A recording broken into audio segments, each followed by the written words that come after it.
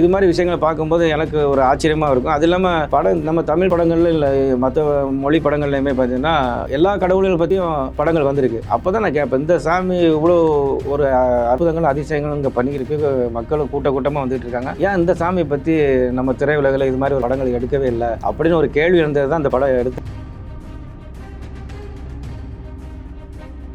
Popcorn cinema நேயர்களுக்கு வணக்கம். இன்னைக்கு பார்த்தீங்கன்னா நம்மளோட யார் இருக்காங்க பார்த்தீங்கன்னா முனியாண்டின் முனிப்பாய்ச்சல் இயக்குனர் ராஜா முகமது அவர்கள் வந்திருக்காங்க. வணக்கம் சார். வணக்கம். எல்லாமே தமிழ் சினிமாவில் பார்த்தீங்கன்னா பேய் படம், ஹாரர் ஃபிலிம், அந்த மாதிரி ஹாரர் காமெடி கலந்த நிறைய படங்கள் வந்துச்சு. ஸோ ராஜா முகமது அவர்கள் முனியாண்டின் முனிப்பாய்ச்சல் இந்த இந்துஸ் ரிலேட்டடாக வர எடுக்கிறதுக்கான காரணம் என்ன சார்? இந்து சமயமாக எடுக்கிறதுக்கு காரணம் என்ன, இங்கே இந்து முஸ்லீம் மற்ற கிறிஸ்தவர் அப்படின்னு தனிச்சு எதுவுமே கிடையாது. எல்லாருமே ஒன்றுக்குள்ளே ஒன்று தான். அதன் அடிப்படையில் நானும் என் நண்பன் ஜெயகாந்தும் ரொம்ப காலம் நண்பர்கள்.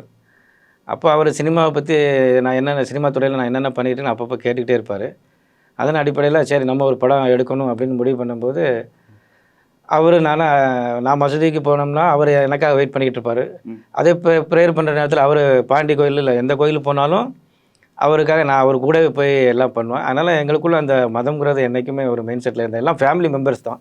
நானும் ஜெயகாந்தும் மட்டும் இல்லை, இங்கே வாழக்கூடிய எல்லா மக்களுமே தாயா பிள்ளையா அண்ணன் தம்பியா மாமா மச்சானாக வாழ்கிறாங்க. அது சில பேர்கள் அதை வேறு ஒரு பாயிண்ட் ஆஃப்ல பார்க்கும்போது அங்கே பிரிவுங்கிறது தெரியுது. ஆனால் பிரிவுங்கிறது எப்போவுமே கிடையாது. அதுதான் உண்மை. அப்படி நானும் ஜெயகாந்தும் போகும்போது இந்த பாண்டி கோயிலுக்கு அவர் கூட நான் போவேன். அங்கே உள்ள சிறப்பான விஷயங்கள் என்னென்னா, பாண்டி கோயில் உள்ள எல்லா தரப்பு மக்களும் வருவாங்க. ஜாதி அடிப்படையில் மதத்தின் அடிப்படையில் யாருமே அங்கே யாரையும் குறிக்கிறது இல்லை, யாரையும் தடுக்கிறது இல்லை.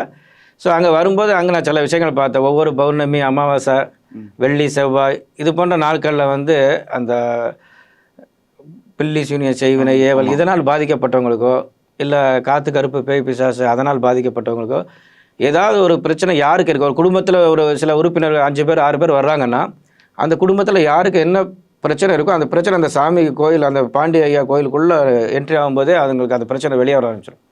இன்ன காரணத்தினால நாங்கள் இந்த பிரச்சனைக்குள்ளே இந்த உடம்புக்குள்ளே நான் வந்தேன் அப்படின்னு சொல்லணும். அது பார்த்திங்கன்னா ஒரு குறிப்பிட்ட தூரம் வரைக்கும் அவங்க அதனால் பாதிக்கப்பட்டதெல்லாம் சொல்லிக்கிட்டே வருவாங்க.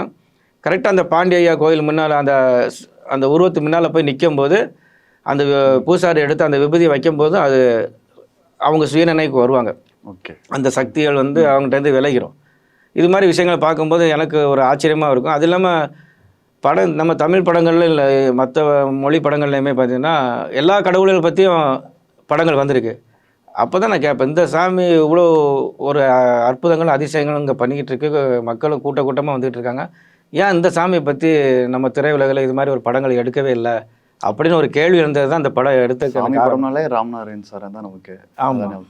ஆமாம், அவர் கூட இந்த மாதிரி இந்த சாமியை பற்றி ஒரு படம் எடுக்கலை.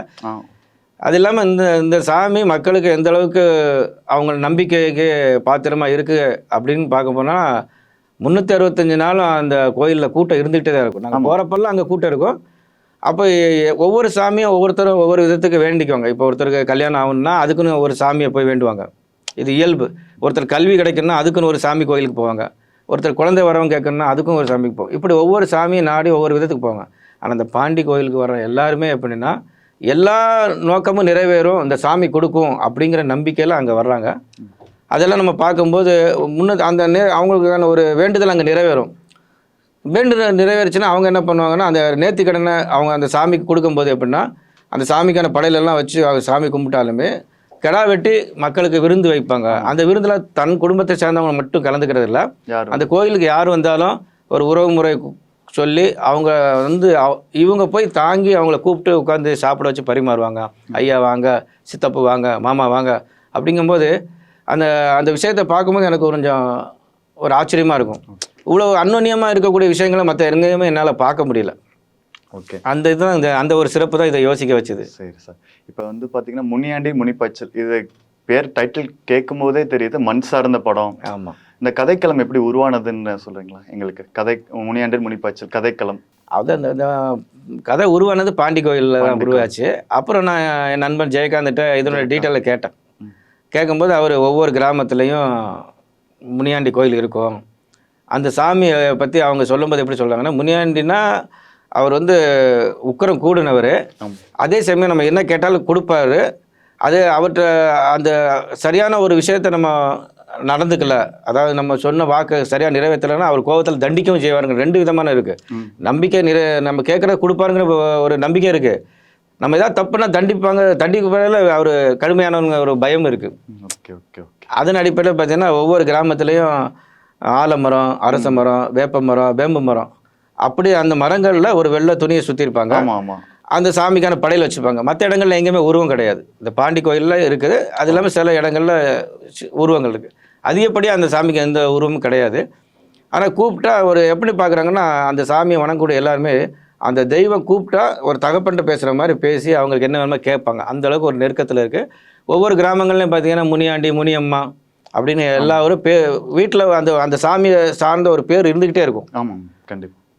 அதுதான் முக்கியமான ஒரு விஷயம். Okay sir. இந்த படத்துக்கு வந்து தயாரிப்பாளர் முனியாண்டி முனிப்பாய்ச்சல், தயாரிப்பாளருக்கும் படத்துக்கும் எவ்வளோ சம்மந்தம்? எப்படி உள்ளே வந்தார்? தயாரிப்பாளர் எப்படி வந்தாங்க? முக்கியமாக அவங்கள பற்றி தான் சொல்லணும். ஆமாம். என்னென்னா, நானும் என் நண்பன் ஜெயகாந்த் தான் அந்த படத்துடைய முயற்சிகள் எல்லாம் இருந்துட்டு கதை ரெடி ஆனதுக்கப்புறம் அந்த ஜெயகாந்தை பொறுத்தவரையில் என்னென்னா, எதாக இருந்தாலும் அந்த சாமிகிட்ட போய் குறி கேட்குறது அவருடைய வழக்கம். ஓகே. அந்த சாமி வந்து அருள்வாக்கு சொல்கிறது அவர் குடும்பத்திலே பாரம்பரியம் உண்டு. அவள் அப்பாவுக்கு உண்டு, அது இவருக்கும் உண்டு. அப்படிங்கும்போது அவர் கேட்பார், ஜெயகாந்த் கேட்பார், ஐயா இந்த மாதிரி நான் அந்த படம் எடுக்கிறதுக்கு தயாரிப்பாளர் போய் நாங்கள் பார்க்கணும், அதுக்கு நீ யார்கிட்ட போகணும், எங்கே போகணும், நீயே சொல்லு அப்படின்னு கேட்டு கண்ணை மூடி உட்காந்துக்கும் போது சில உருவங்கள் அவருக்கு வரும். அப்படி வந்த ஒரு உருவம் தான். ஏன்னா இவர் தயாரிப்பாளரும் ஜெயகாந்தும் பார்த்திங்கன்னா ஒரு 10 வருஷமாக நல்ல நண்பர்கள், தொழில் ரீதியாக பழக்க வழக்கம் உள்ளது. அதன் அடிப்படையில் அவர்கிட்ட போய் சொல்கிறார், அண்ணா இந்த மாதிரி நாங்கள் முனியாண்டி சாமி பற்றி ஒரு படம் எடுக்க போகிறோம்னா, அது நம்ம அண்ணன் தான் இயக்குனராக இருக்காரு, கதை நல்ல ஒரு அமைப்பாக உருவாகிருக்குண்ணா, அது நீங்கள் தயாரிப்பாளர் வரணும், நான் சாமிகிட்ட குறி கேட்கும்போது உங்கள் உருவம் தான் வந்துச்சு, நீங்கள் அதுக்கு என்ன சொல்கிறீங்கன்னு அவர்கிட்ட அபிப்பிராயம் கேட்டு, சரிப்பா தம்பி அப்போ முனியாண்டி சாமியை பற்றி ஒரு படம் எடுக்கணும்னா நல்ல விஷயந்தான், நீ இயக்குனர் கூட்டு வா அப்படின்னு சொன்னதுக்கப்புறம் நான் அவரை போய் சந்தித்ததுக்கப்புறம் அவங்களுக்கு தொழில் ரீதியான இன்ட்ரெஸ்ட்டில் தான் அவங்க இருந்தாங்க. படம் எடுக்கணுங்கிற ஒரு மெயின் செட்டில் அவங்க கிடையாது. போய் பேசும்போது பரவாயில்ல, இன்றைய காலகட்டத்தில் வந்து ஒரு பேய் பற்றின படங்கள், வன்முறையான படங்கள் இப்படி நிறைய அதிகப்படியாக வர்றதை விட இந்த காலகட்டத்தில் இவர் இப்படி சிந்திச்சு ஒரு குலதெய்வத்தை பற்றி, அது ராஜா முகமதாக இருந்துட்டு ஒருத்தர் இப்படி ஒரு படத்தை எடுக்க வர்றாரு, அப்போ நம்ம ஏன் அந்த சாமி இந்த தயாரிப்பாளருக்கும் குலசாமியை வந்து அவங்க முனியாண்டியை கும்பிட்றவங்க இருந்தாலும் அது படமாக எடுக்கும்போது அதுக்கான முதலீடுன்னு ஒன்று இருக்குல்ல, அவர் தொழில் சார்ந்து அவர் செலவு பண்ணுறது வேற, இன்னொரு தொழிலுக்கு ஒரு அதிகப்படியான முதலீடை நம்ம செலவு பண்ணணும், கோடிக்கணக்கில் செலவு பண்ணணுங்கும் போது அதுக்கு ஒரு மனசு வேணும். அப்படிங்கும்போது நான் போய் பேசும்போது அந்த கதை களத்து அவருக்கு ரொம்ப விருப்பமாக இருந்துச்சு.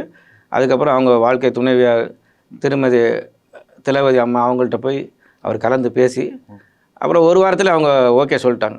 ரொம்ப யோசிச்செல்லாம் அவங்க நாள் கடத்தலை, உடனே யோசிச்சோன்னு சொன்னாங்க. அதுலேருந்து நாங்கள் அந்த படத்தை தயாரிக்க ஆரம்பித்தோம். எல்லா சாமிக்கும் எல்லா மக்களுக்கும் அந்த முனியாண்டிங்கிற குலசாமி அள்ளி கொடுத்துருக்கு. அந்த சாமியை பற்றி படம் எடுத்த எங்கள் தயாரிப்பாளருக்கும் இதில் வந்து கண்டிப்பாக பல மடங்கு லாபம் கிடைக்கணும், அந்த நம்பிக்கை எங்களுக்கு இருக்குது. கண்டிப்பாக அது நிறைவேறணும். கண்டிப்பாக நடக்கும் சார்.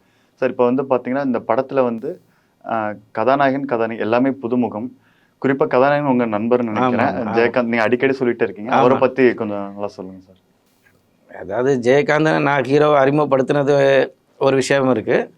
அப்புறம் எங்கள் தயாரிப்பாளர் வீர அமிர்தராஜ் அவங்களும் இந்த துறைக்கு வரத்துக்கு நான் ஒரு காரணம். ஆனால் இவங்க 2 பேரும் இல்லைன்னா ராஜா முகமதுன்னு ஒருத்தர் வந்து இயக்குனராக சாத்தியம் இல்லாமல் போயிருக்கும். ஏன்னா இது வந்து சினிமா துறையில் வந்து என்ன தான் திறமை உழைப்பு இருந்தாலும் அது ஒரு போராட்ட களம் தான். ஆமாம், கண்டிப்பாக. ஏன்னா என்னை மாதிரி ஆயிரக்கணக்கில் லட்சக்கணக்கான பேர் சுற்றிக்கிட்டு இருக்கிறாங்க, படம் பண்ணணும். அந்த இடத்துல நம்மளை கை தூக்கி விடுறதுக்கு யாராவது ஒருத்தர் வேணும். அந்த விதத்தில் வந்தோம்னா ஜெயகாந்த். இந்த கதைக்களத்துக்கு புதுமுகம் தான் நாயகன். இல்லை, நான் பார்த்த வரைக்கும் என்னென்னா யதார்த்தமான ஒரு முகம் அவர்கிட்ட இருக்கும். ஒரு எல்லாருமே பார்த்தீங்கன்னா நம்ம இந்த மாதிரி முகம் உள்ள ஆட்கள் யாருன்னா கொஞ்ச நாளுக்கு முன்னால் வரைக்கும் முரளி சார் இருப்பார். ஆமாம். அது மாதிரி விஜயகாந்த் சார் இருப்பாங்க. இவங்கெல்லாம் வந்து பார்த்தீங்கன்னா ரொம்ப நம்ம மண் சார்ந்த ஒரு யதார்த்தமான முகம். தென் மாவட்டத்தில் அந்த முகம் இவர்கிட்ட இருக்குது. அது இல்லாமல் இவர் வந்து எனக்கு பட வாய்ப்பு தான் தந்தார். அண்ணா நீங்கள் உருவாக்கியிருக்க கதைக்கு நம்ம படம் பண்ணுவோம்னு தான் சொன்னப்ப அவர் ஹீரோ நடிக்கணும் ஒத்துக்கலை. நான் தான் அவரை வந்து இல்லைப்பா உனக்கு அதுக்கான தகுதி இருக்குது, நீ எனக்கு ஒரு வாய்ப்பு கொடுக்குற, உனக்கு அதுக்கான தகுதி இருக்குது, அதனால் நீயோ ஹீரோவை பண்ணு அப்படின்னு நான் அவருக்கு தைரியம் கொடுத்து நடிக்க வச்சேன். அதெல்லாம் இவர் இந்த படத்தில் ஹீரோ ஆகி வந்தார். Okay okay.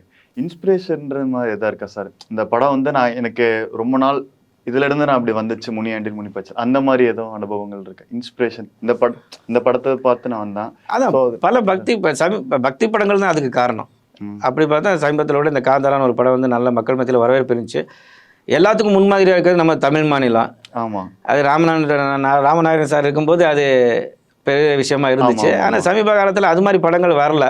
அது இல்லாமல் அந்த முனியாண்டி சாமியை பற்றி நான் தெரிஞ்ச வரைக்கும் இது முழுக்க முழுக்க முனியாண்டி சாமி அப்படின்னு அவரை பற்றின படங்கள் இதில் வரலையா, அது எனக்கு ஒரு சாதகமாக இருந்துச்சு. அது இல்லாமல் அந்த முனியாண்டிங்கிற குலதெய்வம் வந்து ஹீரோக்கும் அப்பப்போ அருள் வந்து அருள்வாக்கு சொல்லக்கூடிய ஒரு சூழ்நிலை இருக்கும்போது அந்த தெய்வத்தை வணங்கக்கூடியவங்களை தாண்டி இந்த படத்தை நான் தான் எடுக்கணுங்கிற ஒரு சூழ்நிலையை அந்த குலதெய்வம் உருவாக்கி கொடுத்தது. அது உண்மைதான். ஆமாம், அது மாதிரி உண்மையிலே தான். அது எனக்குள்ளே தோணுச்சு. நான் ஆக்சுவலி நான் வந்து எடுக்க வேண்டிய படம் இன்னொரு கதை. ஓகே ஓகே 2 ஹீரோயின் உள்ள கதை. அதை தான் நாங்கள் எடுக்கிறதுக்கு முயற்சி பண்ணிட்டு இருந்தேன். ஆனால் இந்த கதைக்களம் உருவாகிற நேரத்தில் இருந்து பார்த்தீங்கன்னா எங்களுக்கு எந்த தடங்களும் இல்லாமல் போய்கிட்டே இருந்துச்சு. எந்த ஷூட்டிங்க்கு இந்த கதை எனக்குள்ளே உருவாகிச்சு. முனியாண்டிங்கிற சாமி ஒவ்வொரு பௌர்ணமி, அமாவாசை, வெள்ளி, செவ்வாயில் வந்து அந்த பூசாரி உடம்புல இறங்கி அருள் வந்து அருள்வாக்கு சொல்கிறத நான் பார்க்குறேன். அப்போ அந்த முனியாண்டி சாமி, அந்த பூசாரி, இந்த மக்கள், இது ஒரு கனெக்டிங். சூப்பர். அப்போ அந்த குலதெய்வம் கண்ணுக்கு தெரியறதில்ல. அந்த ஒரு சக்தி தான் அந்த பூசாரி உடம்புல இறங்குது.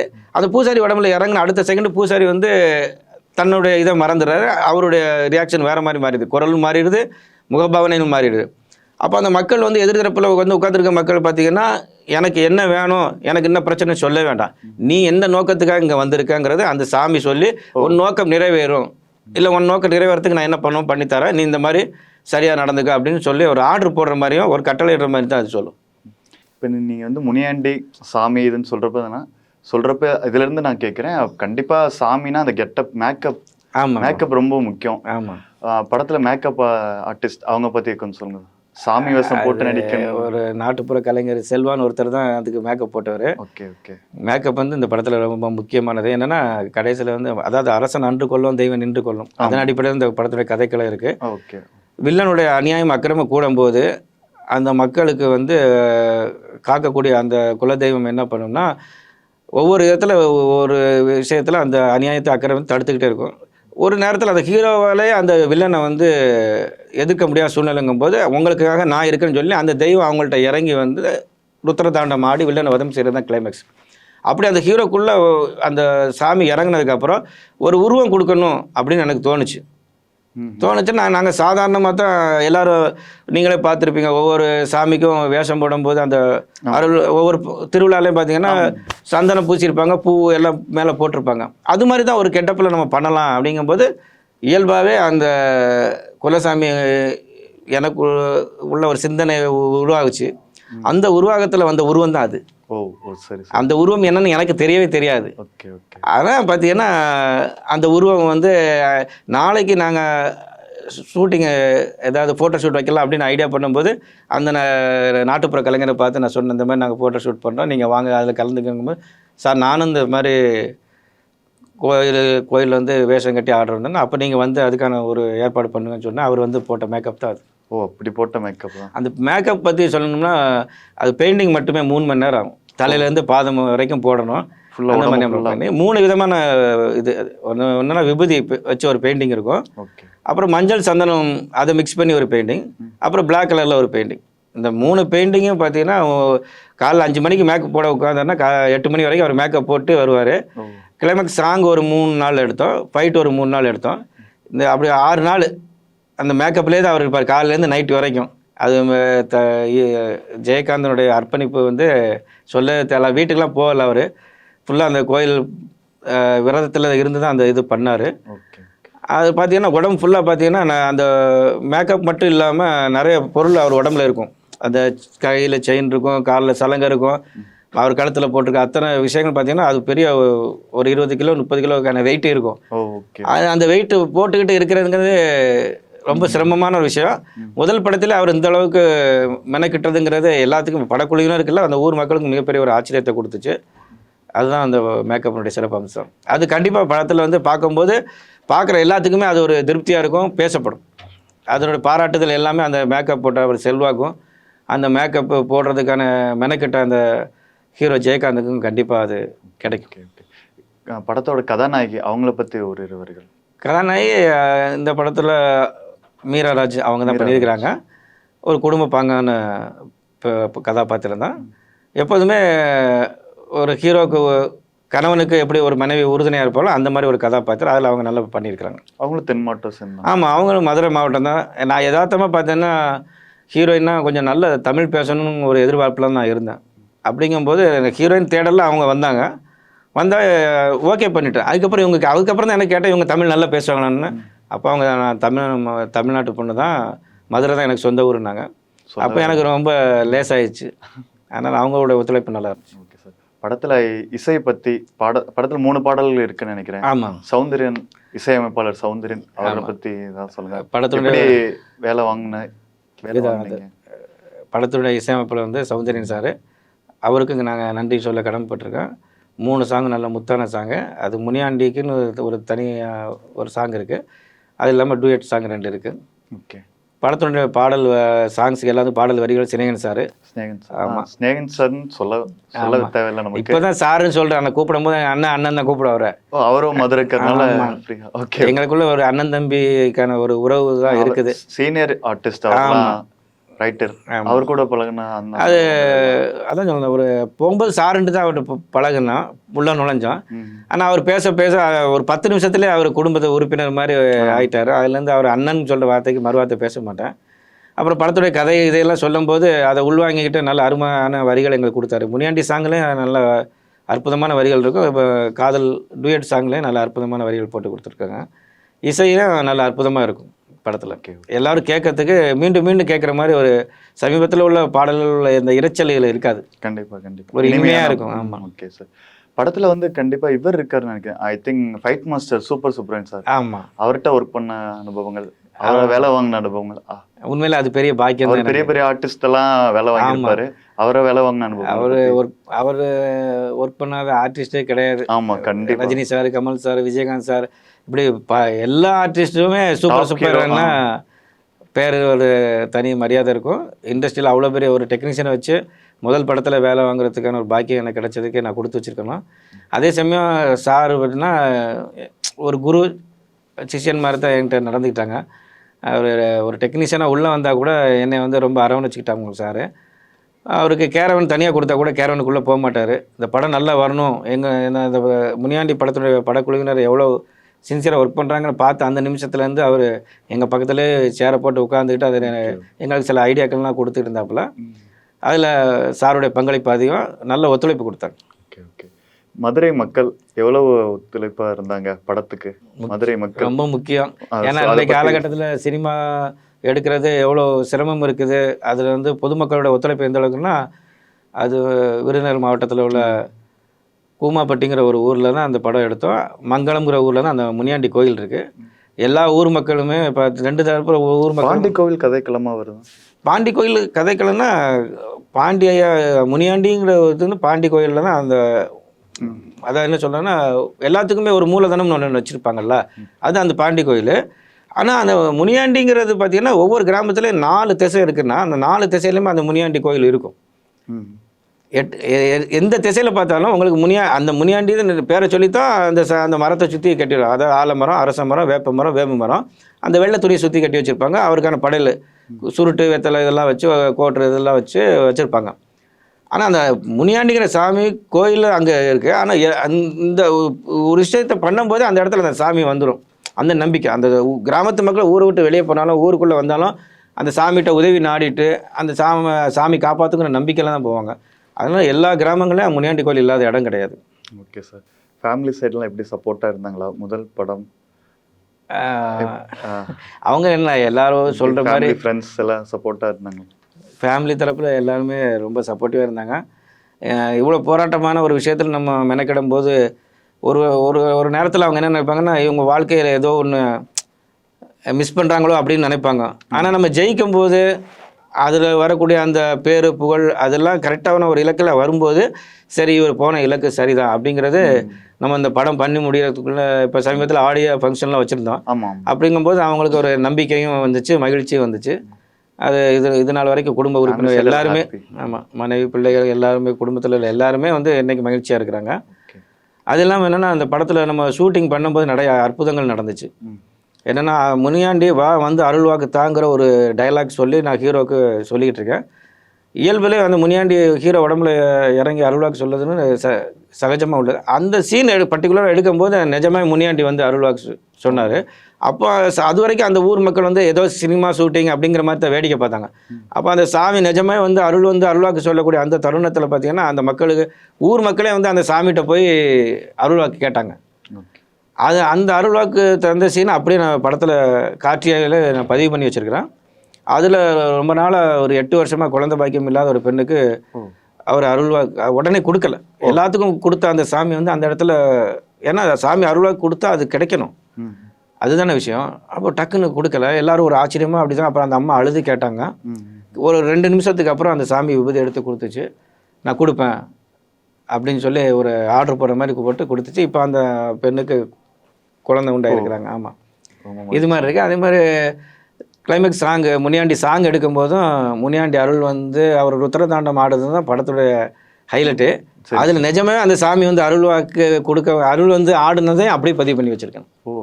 இது வந்து எங்களுக்கு கிடைச்ச ஒரு கிஃப்ட்டு. இந்த மாதிரி உண்மைக்கு நெருக்கமாக நாங்கள் படம் பண்ணதுனால அந்த ஊர் மக்களுடைய அன்பும் ஆதரவும் இன்றைக்கும் இந்த படம் எப்போ வரும்னு எதிர்பார்த்துக்கிட்டு இருக்கிறாங்க.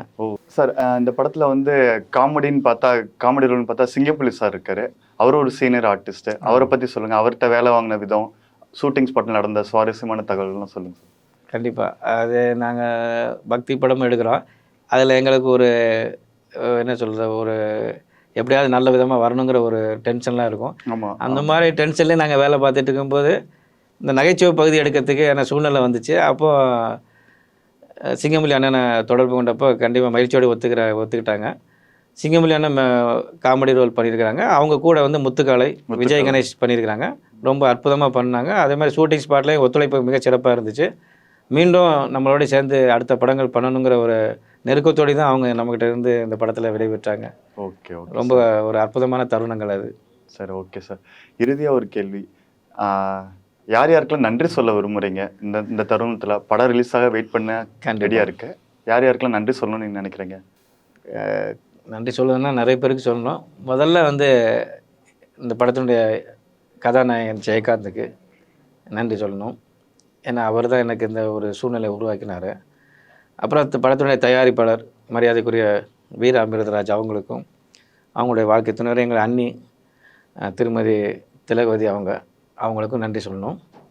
அதுக்கப்புறம் இந்த படத்தினுடைய படக்குழுவினர்கள், ஒளிப்பதிவாளர் ராம்குமார், நடன இயக்குனர் செல்வி, சண்டை காட்சியை பதிவு பண்ணது ஃபயர் கார்த்திக், இது போன்ற தொழில்நுட்ப கலைஞர்கள், மேக்கப் செல்வா, அப்புறம் காஸ்டியூமர் அந்த அண்ணா, இது மாதிரி அனைத்து தொழில்நுட்ப கலைஞர்களுக்கும் நன்றி சொல்லணும். அதே மாதிரி இந்த படம் ஷூட்டிங்க்கு ஒத்துழைப்பு கொடுத்த அந்த ஊர் மக்கள் அனைவருக்கும் நன்றி சொல்லணும். மங்களம்ங்கிற அந்த ஊரும் கூமாப்பட்டிங்கிற ஒரு ஊர் மக்களுக்கு கண்டிப்பாக நன்றி சொல்லணும். ஏன்னா அவங்களோட ஒத்துழைப்பில் தான் அந்த படத்தை நாங்கள் சீக்கிரமாக நல்ல விதமாக எடுக்க முடிஞ்சிச்சு. அது மாதிரி இன்றைக்கி இந்த படம் முனியாண்டியின் முனிப்பாய்ச்சல் மிக விரைவில் மக்கள்கிட்ட போய் சேரப்போது சீக்கிரமாக ரிலீஸ் பண்ணிடுவோம். இது மாதிரி படங்களுக்கு மக்களுடைய ஒத்துழைப்பு கண்டிப்பாக இருக்கணும். மக்களுடைய ஒத்துழைப்பு, மீடியா எல்லாருமே ஒத்துழைப்பு கொடுத்தா இது போன்ற நல்ல தரமான படங்கள் மக்களுக்கு குடும்பத்தோடு உட்காந்து பார்க்குறமான ஒரு நல்ல தரமான படங்கள் வரும். ஏன்னா பேய் படங்கள் எடுக்கும்போது அது ஒரு சில விஷயங்களோடு ஒதுங்கிடும். அது வாழ்வியல் சம்பந்தமான படங்கள் வரணும். அதுக்கான ஒரு காரணமும் அந்த படம் இருக்கணும். ஒரு அனைவரும் நல்ல ஒரு ஆதரவு தந்து இந்த படத்தை வெற்றி படமாக்கணும்னு உங்கள்கிட்ட கேட்டுக்கிறேன். தங்களுடைய கருத்திற்கும் நேரத்திற்கும் நன்றி.